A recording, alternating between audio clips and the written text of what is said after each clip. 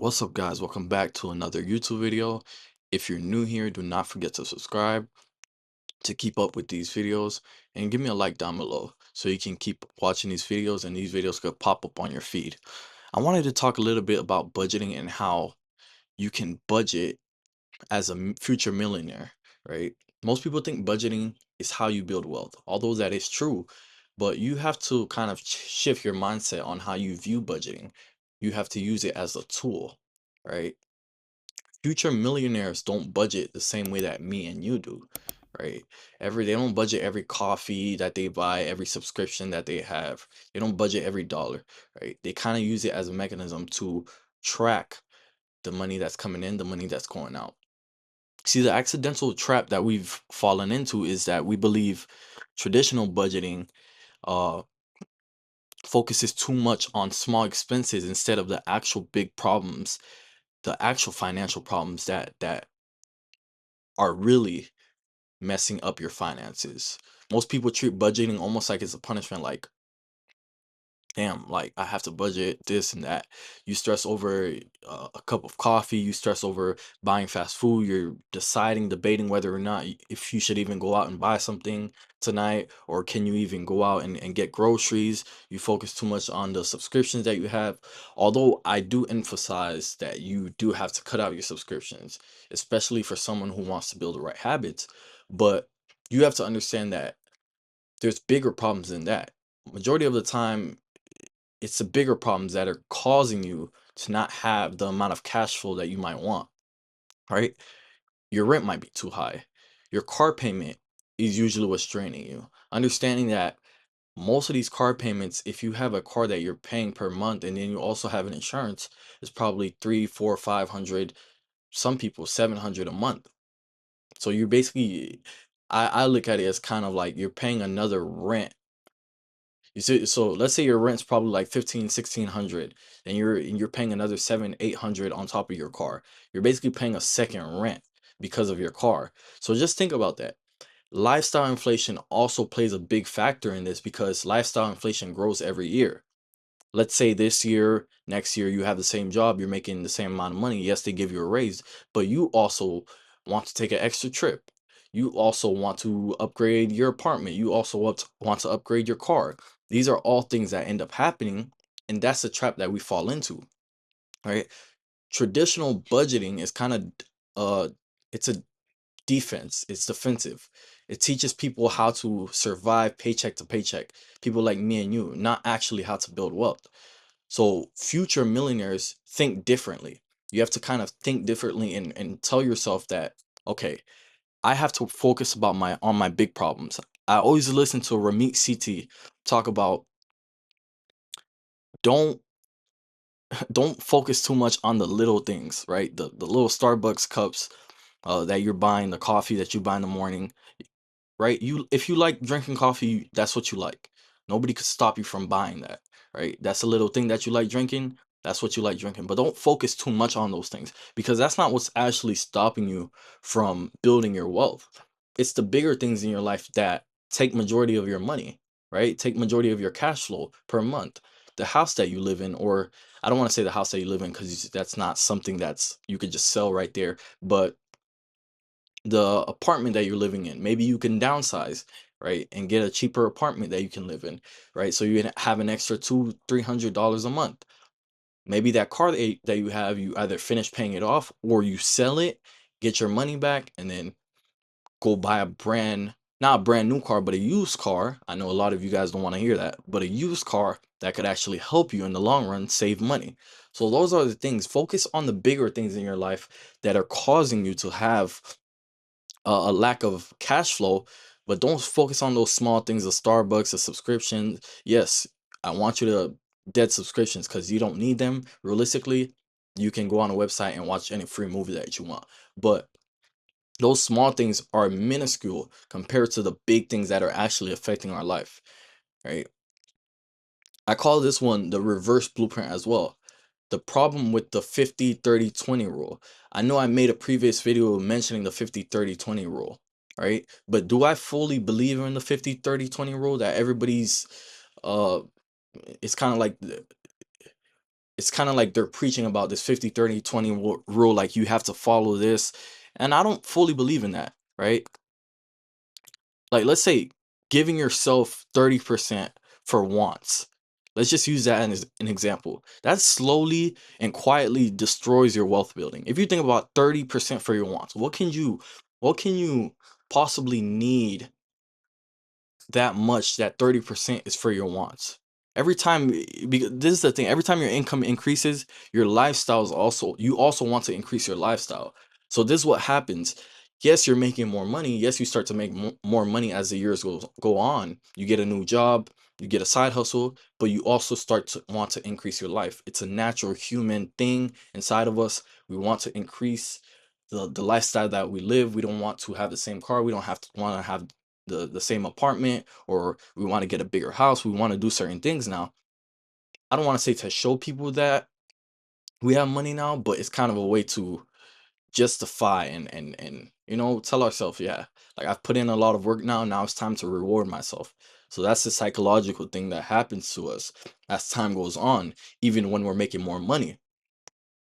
So this 30% for wants, what do you realistically need 30% of your money going to your wants? Like shoes, clothes, you don't need these things, right?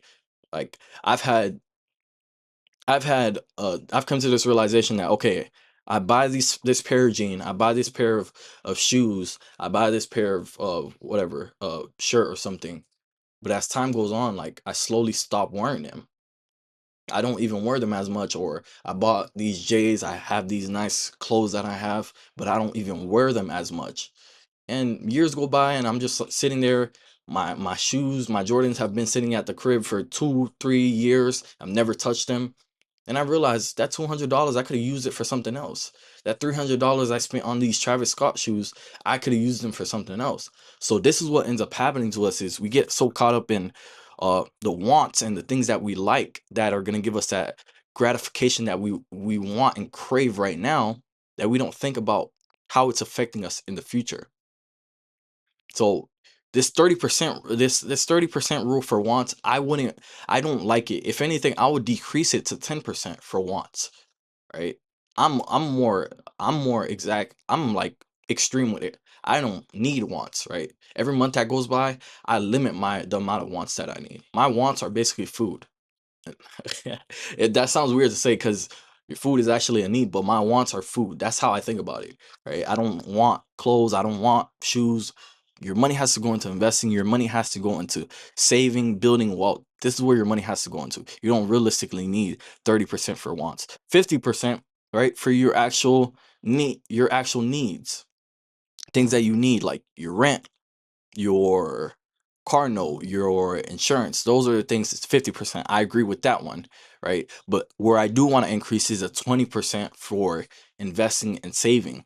This 20% has to really be at 50 or 40%, right? Because majority of the money that you're making, it can go into these brokerage accounts. It can go into your Roth IRA. That's where it should go into. It should go into your high yield savings account.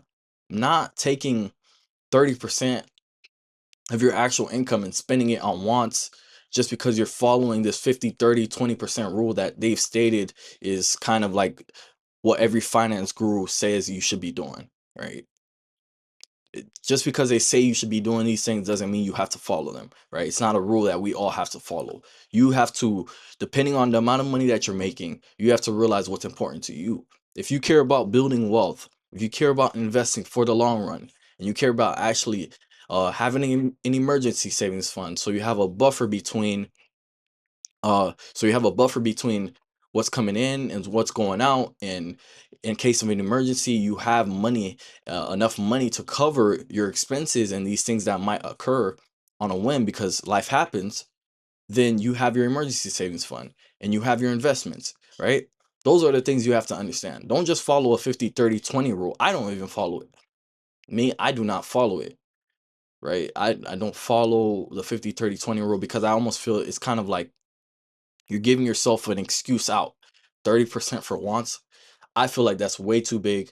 That's definitely way too big. So this is something you have to understand. The 50-30-20 rule is not something you have to continue to follow, but it's something that you can reevaluate and adjust it depending on how much you're making, depending on how much your is coming out of your expenses, and so on and so forth. The last thing that I want to talk about is understanding that you have to pay yourself first. So invest before you spend. This is what future millionaires do. This is how they budget their money correctly to becoming millionaires. And ultimately, I mean, billionaires are creators, innovators, visionaries. But this is how they scale to become millionaires, because future millionaires, they don't save what's left, right? They don't save, they don't take their money uh okay, let's say they make some amount of money this month and they spend, and then they're saving whatever is else is left. No, they invest first. They add to their emergency savings fund first. These are the things that they do. These are the habits that they have, right? The second they receive a paycheck, or the second they got they get some money from a sponsorship deal, a brand deal, right? They take that money and it automatically goes into their investments. It automatically goes into whatever index fund they're buying, whatever retirement accounts that they have, or whatever projects that they might have. Then the rest of that money is allocated into other stuff. And this is all before bills. This is all before spending happens. This is all before any temptations might come in the way of them investing. So that's what you have to understand, is investing first and saving first is the most important thing before spending, before, I would even say, I don't want to say your bills, but before your bills, kind of, right? If you're able to factor in, okay, how much I'm going to need for investing first, let me do that first automatically, right? That's why I emphasize automatically, because this is the first thing it has to do. And when you do automatic payments, you're not even looking at it, right? It just goes automatic from your paycheck. You get that direct deposit, from the direct deposit straight into whatever brokerage app that you're using. So that money goes straight into your investments and things, right? Then you take the rest of your money out for bills and for your emergency savings fund. This is what paying yourself first means. Because if you never see that money, you're less likely to spend it. It's a psychological thing. Once you see that money touch down in your, and you get that direct deposit, the first thing in your head is, I had like 20 stuff in my Amazon cart that I want to buy. Let me go look at 2 or 3 of them, see if I can get them this month. Right. And it's okay, here every once in a while to get a few things on Amazon, but I know some people that overdo it, right? Consistently, you'll just see a box being shipped to their house, or they're buying like 3, 4, 5 packages in a week, right? On a weekly basis. So hey, some people, man, to each their own. But you have to understand that when this money comes into your account, you shouldn't even see it. It goes strictly into your investments, strictly into your savings automatically. So you're not even looking at it. That's what paying yourself first means. That's what it means. Not looking at the money coming in, but knowing that it's automatically going into your investments, knowing it's automatically going into your savings. So learning how to budget like a future millionaire is key, because these are the steps and the habits that you're going to have to build right now to get to that point, right? $1 million almost feels unrealistic to some people, because you kind of limit yourself in a way, thinking, I could make $1 million in my lifetime. Me? Yes, but you actually can. If you tell yourself that, and you follow the correct habits, and you build these habits early on in your 20s and your teens, then you'll be able to hit that mark as soon as possible, even maybe in your 40s. Just those habits, you have to build them, right? Those habits, you have to let them fall in line and actually be intentional about following them and consistent. Thank you for watching this video. If you have not yet subscribed down below, please subscribe and like this video so I can stay on your feed and you can keep on watching more of these videos, right? Do not forget to check out my website, eawealthteam.com. Thank you for watching, and peace.